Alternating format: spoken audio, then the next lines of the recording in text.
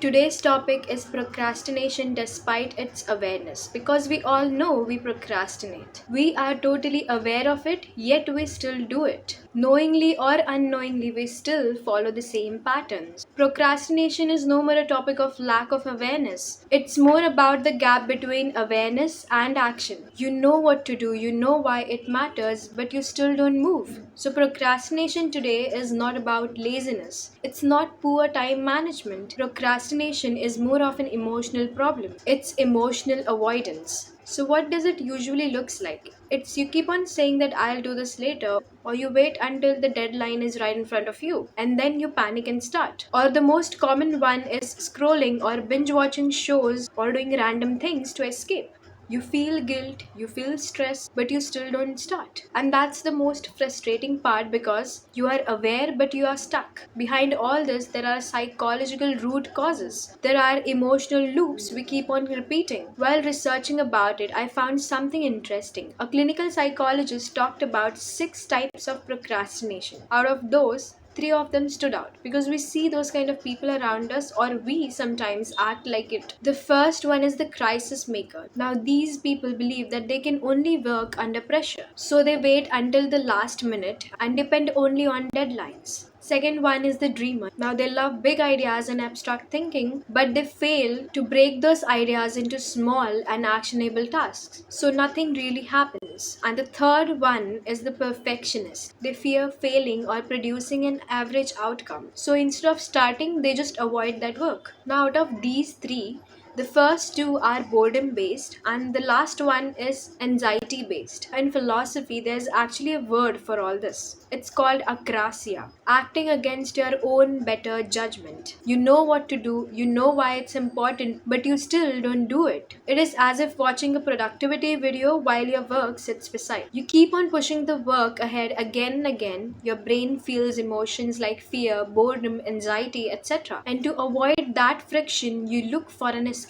You watch something and you distract yourself. But in reality, it's not really that you are distracted. It's just that you are medicating your stress with dopamine. Behind all this, there are few major reasons. Sometimes it's emotional regulation issues. You try to avoid negative feelings that certain tasks trigger, or sometimes it's present self versus future self. Your brain prefers instant gratification now and push all the consequences to your future self. Another one is perfectionism. It is as if saying that if it's not perfect, I won't start it. Sometimes it's simply decision fatigue. You don't even know where to start, so you end up doing nothing. So after all this, there's the question: how to overcome procrastination? We consume contents of productivity, but at some point we need to act. So here are a few things that actually help. First one is drop the labels. If you keep on calling yourself a genius, a topper, or an overachiever, those labels will only create pressure because you will fear not matching that image. So instead, see yourself in a simple way, just as a student, maybe just as a partner, just as a worker, a student who is a learner who keeps on trying something new. Now, this idea came from Mark Manson. What his idea really said is don't tie yourself to outcomes, just focus on showing up. Second is design your environment. If someone who is trying to quit alcohol, he wouldn't keep whiskey at home, right?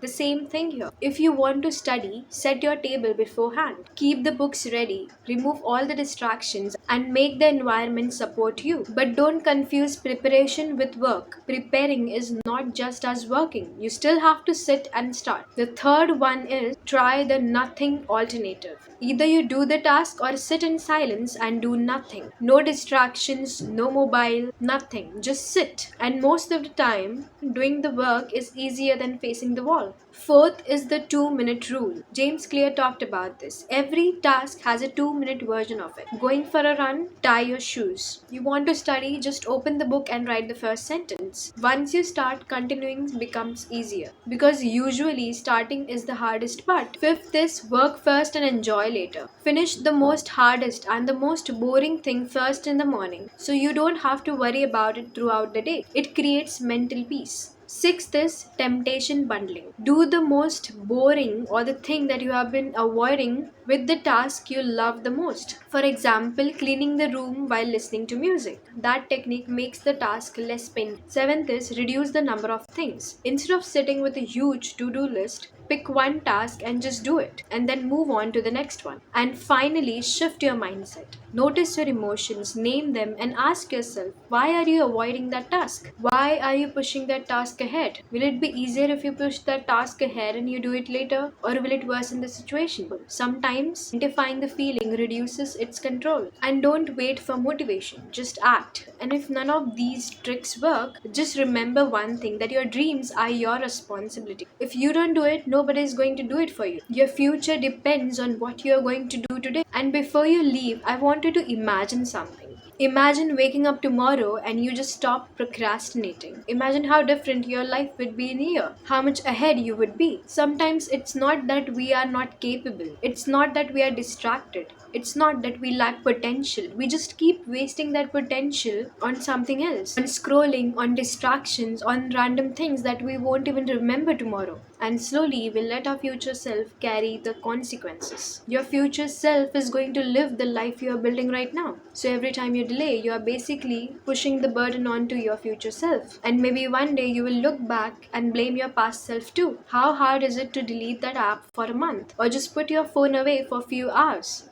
You literally have your whole life to scroll. But this phase, it's the time to build yourself and it won't come back. Even studies or books, they were never meant to be boring. Sometimes we just don't stop long enough to get into the flow, because the moment we feel it's hard, we escape. But if you sit with it, you might actually find something interesting. And even if you don't, it's still better than numbing your brain with that cheap dopamine. At least you are moving forward. At least you are trying. So today, don't overcomplicate it. So just get up, keep that phone away, and start. Be it imperfectly, yet you be honest with yourself, because your life is waiting on the other side of that one step.